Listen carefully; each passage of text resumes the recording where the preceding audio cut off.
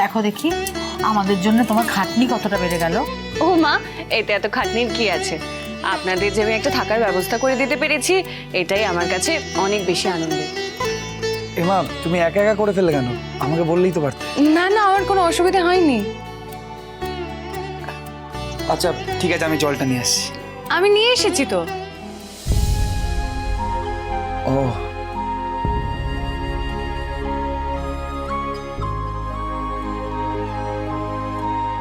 আরে তুমি ছাড়ো না, আমি করে নেবো তো, দাও। হ্যাঁ, এখন সব কাজ তুমি একা একাই করে নিতে পারো।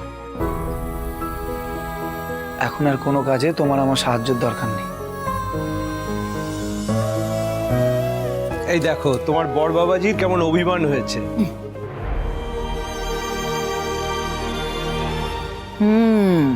জীবনে তো মান অভিমান থাকবেই, ওটা না থাকলে কি আর ভালোবাসা বাড়ে?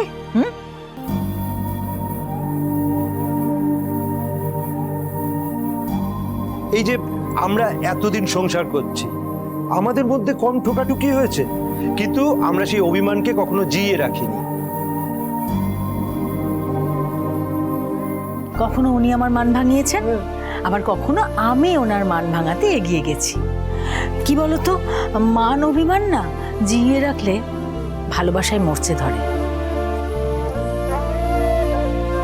তোমাদের কি নিয়ে মান অভিমান হয়েছে জানি না, ইনফ্যাক্ট জানতেও চাই না, তবে এটা মিটিয়ে নাও। কই দেখি দুজনের হাত দুটো দেখি। ওই দেখো, দেখি দেখি দাও। এইভাবে থাকবে, বুঝেছো? এই তো এইবারে মান অভিমানের পালা শেষ।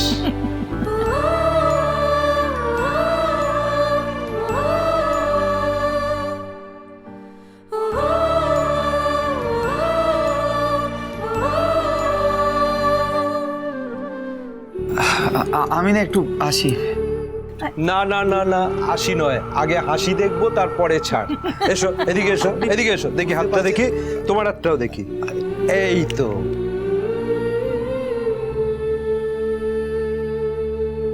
এই তো এইবারে ঠিক আছে।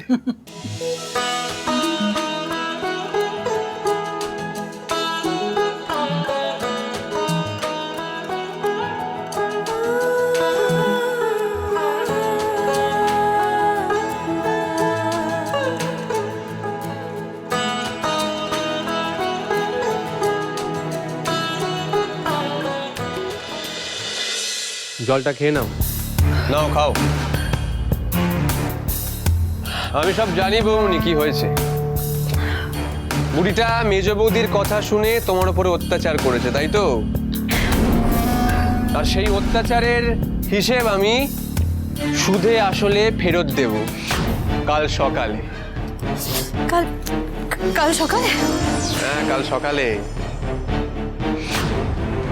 মেজ বৌদি তো নিজেকে প্রচন্ড মহান ভাবে, তাই না? মহান ভেবে আবার ওই বাইরের বুড়ো বুড়ি দুটোকে আমাদের বাড়িতে আশ্রয় দিয়েছে।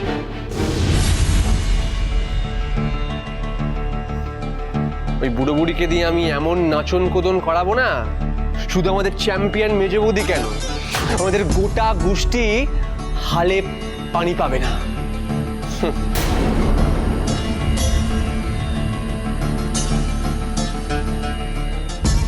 আর বৌমনি, এই বুড়ো বুড়ি হচ্ছে আমাদের খেলার আসল তুরুপের তাস।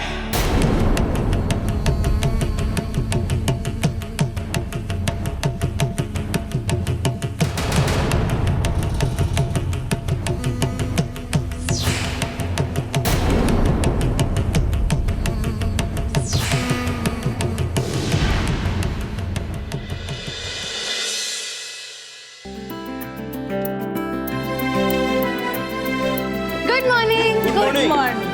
আপনারা নেমে এলেন কেন? আমি তো এক্ষুনি চা বানিয়ে নিয়ে যাচ্ছিলাম। হ্যাঁ, আপনারা কিন্তু চা জল খাবার খেয়ে যান। না বাবা, এখন চা জল খাবার সময় হবে না, আমাদের এক্ষুনি বেরোতে হবে। আমি তাহলে জল খাবারটা প্যাক করে দিই, ট্রেনে খেয়ে নেবেন। কালকে রাতে কোনো অসুবিধা হয়নি তো? অসুবিধে? এত যত্নার্থী পাওয়ার পরে অসুবিধে? যে বলো না তোমরা, ভগবান যা করেন মঙ্গলের জন্য করেন। দেখো, গতকালের ট্রেনটা যদি ক্যান্সেল না হতো তাহলে তো তোমাদের বাড়ির সকলের সঙ্গে আলাপ পরিচয় হতো না। এত আন্তরিকতা পেলাম না, মনেই হলো না যে নিজের বাড়ি ছেড়ে অন্য কারোর বাড়িতে আছি। এই নাও মা ঈশানী, তুমি এটা রাখো। এটা কি? এটা এটা কিসের টাকা কাকা বাবু? সে কি, তোমাদের এখানে খেলাম থাকলাম, তোমরা আমাদের জন্য এত পরিশ্রম করলে, তার একটা পারিশ্রমিক নেই? না না, এটা আমরা রাখতে পারবো না, আপনি রাখুন আপনার কাছে। না না, তুই আপনারা আমাদের অতিথি হয়ে এসেছেন, অতিথির কাছ থেকে কেউ টাকা নিতে পারে নাকি? হ্যাঁ সেই তো, বাড়িতে অতিথি যদি আসতো আমরা কি তাদের কাছ থেকে টাকা নিতে পারতাম কখনো? হ্যাঁ কাকা বাবু, এই টাকাটা আপনারা আমাদের দেবেন না, এটা আমাদের পক্ষে নেওয়া সম্ভব না। হ্যাঁ কাকা বাবু, আপনি রাখুন এটা। না, তুমি একদম কথা বলবে না, আমি যেটা বলছি সেটা তুমি শোনো। দেখো, তোমরা যেভাবে আমাদেরকে যত্নার্থী করেছো, সেটা কোনো হোটেলে থাকলেও আমরা পেতাম না। আর হোটেলে থাকলে তো অনেক বেশি খরচ হতো। তোমাদের এখানে আমাদের সেই খরচটাও তো বেঁচে গেল। দেখো, আমি যেটা দিয়েছি খুব সামান্যই দিয়েছি।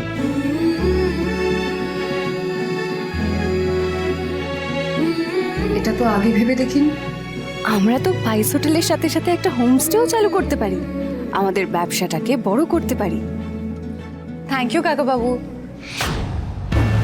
যা বাবা, এরা তো চলে যাচ্ছে। ভাস্কর যে হ্যান কারেঙ্গা ত্যান কারেঙ্গা বলে এত হুম্বিতম্বি করলো, মেজো বড় ঠাকুরপোকে ঢিট করবে বললো, তার তো টিকিও দেখা যাচ্ছে না। আমরা তাহলে এবার আসি। দিবাকর, তাহলে আমরা ওদের এগিয়ে দিয়ে আসি। হ্যাঁ, আমায় দিন। বলছি আপনারা ট্যাক্সি ধরবেন? হ্যাঁ হ্যাঁ হ্যাঁ, চলুন। এক মিনিট আপনারা দাঁড়ান।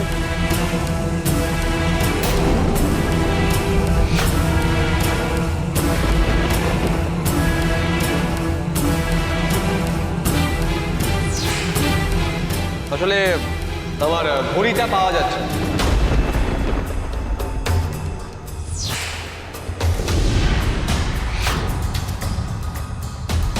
এই তোর ঘড়ি পাচ্ছিস না তো ওনাদের দাঁড়াতে বলছিস কেন? যা গিয়ে দেখ নিজেই কোথাও রেখেছিস, যা। বাবা, আমি যেখানে রেখেছিলাম সেইখানে তো ঘড়িটা নেই, কি করবো আমি এবার? তো নেই, তার সঙ্গে ওদের কি সম্পর্ক আমি বুঝতে পারছি না তো। বারে কাল রাত্রিরে তো একমাত্র বাইরের লোক বলতে ওনারাই ছিলেন, তাই না আন্টি?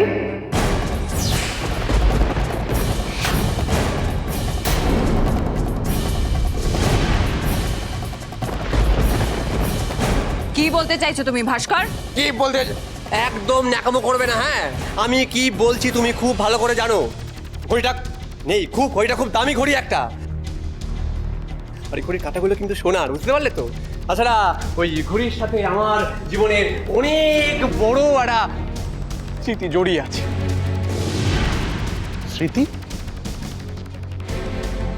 তোর আবার কিসের স্মৃতি? ভুলে গেলে? তোমার না বয়স হয়ে গেছে বাবা।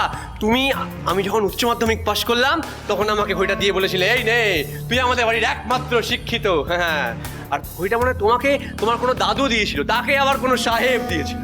ও হ্যাঁ হ্যাঁ হ্যাঁ, মনে পড়েছে। ওই ঘড়িটা। হ্যাঁ, ওই ঘড়িটা আর নেই। আর যতক্ষণ না পর্যন্ত ঘড়িটা আমি পাচ্ছি, এই বাড়ির থেকে কেউ এক পা নড়বে না।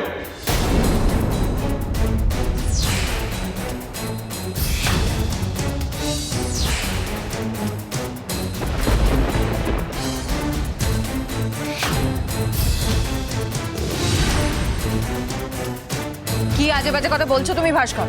তুমি তোমার ঘড়ি পাচ্ছ না, খোঁজও পেয়ে যাবে, তার জন্য তো তুমি ওনাদেরকে সন্দেহ করতে পারো না? করবো, আলবাত সন্দেহ করবো এই কারণ ওনারা দুজন বাইরের উটকো মানুষ। তোমরা জানো ওরা কিরকম মানুষ আদেও?